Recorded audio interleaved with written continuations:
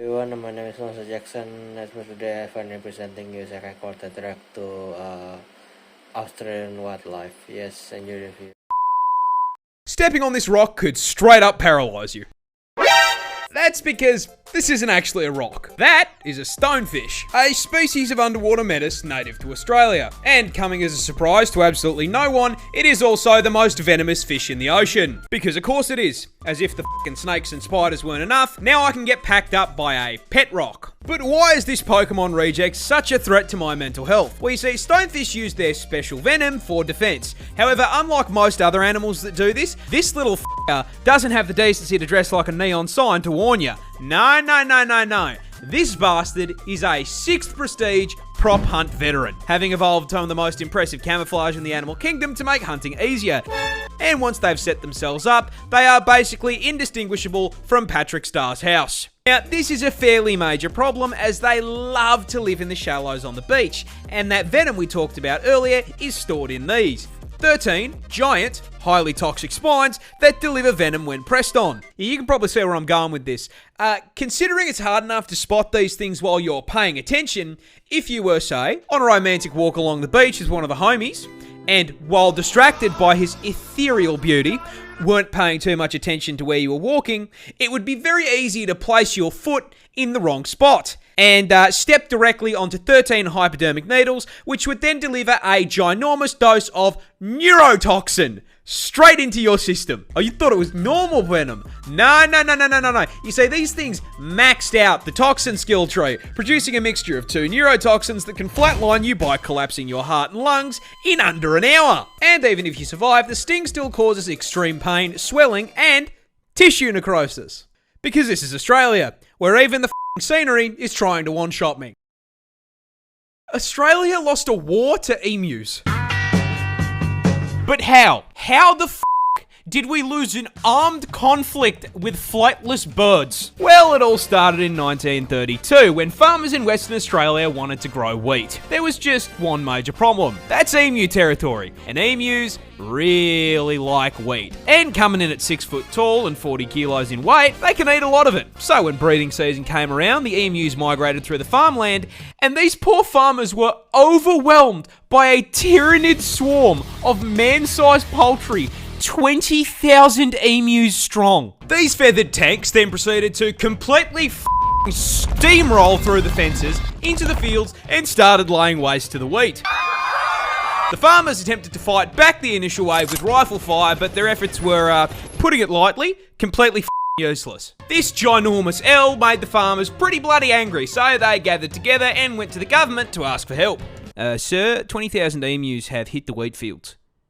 Me, mate. And so the government declared the emus enemies of the state and sent in the army to commence the Great Emu War. The entire 7th Heavy Artillery Division was deployed to WA, armed with 2 LMGs, 10,000 rounds, and the sole objective to blast anything with feathers. A little bit excessive for an overgrown turkey if you ask me, and upon their first deployment, the army immediately ran into a major problem. Emus are fast. I am speed. Really fast, clocking a top speed of 50 kilometers an hour, which meant that once they opened fire, the emus would immediately bolt out of range of their weapons. But they still took a crack at it, and then immediately stopped when both LMGs jammed after only dropping 12 emus. This embarrassment led the army to retreat and rethink their plan. So a few weeks later they returned, this time mounting the LMGs on trucks in an attempt to run the birds down. However, this also didn't work, because after figuring out that those trucks meant they were about to be turned into a KFC family bucket, the emus started leaving scout birds who would warn the flock of the approaching trucks, which gave them all enough time to book it before the army even got there. And whenever they did catch the emus, they found out they were kind of... Because emus are mostly feathers, and there's a lot of places you can hit on them without doing any damage, meaning it was taking around 10 bullets for every 1 bird. So after a month of blood, sweat, tears, and 10,000 rounds of ammunition, the army managed to bring down 960. The population was 20,000. This was an issue as, unlike America, our defense budget is not a bottomless pit. So the army had wasted all that money to achieve absolutely all. So the government just kind of built a really long, really shit fence around the farms and called it a day. How the did we lose this? I could have done a better job with a boomerang and a cricket bat.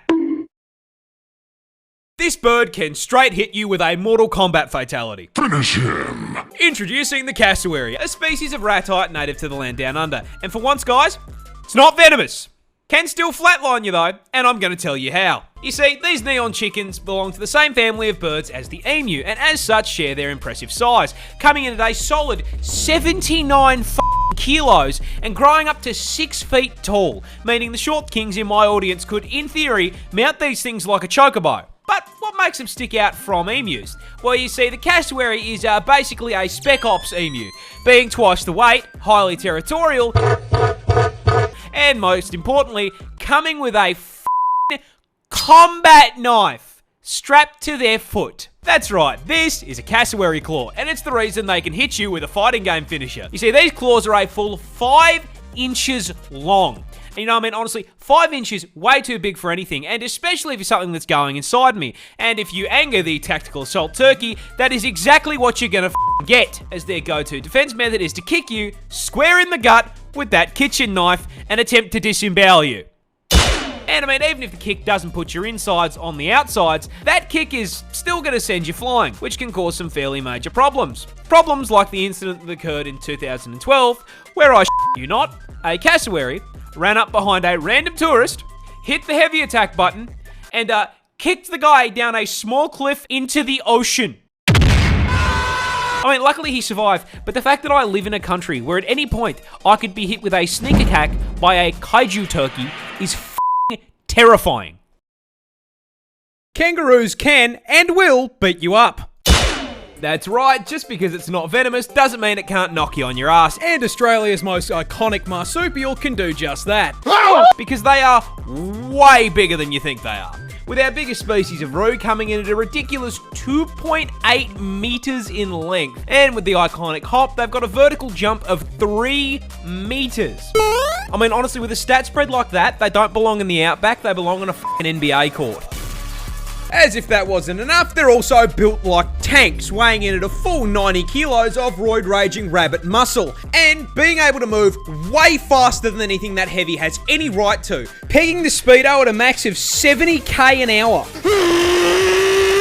Meaning if you make them angry, a juiced up rat the size of a small car is going to run your ass down and beat the f***ing brakes off you.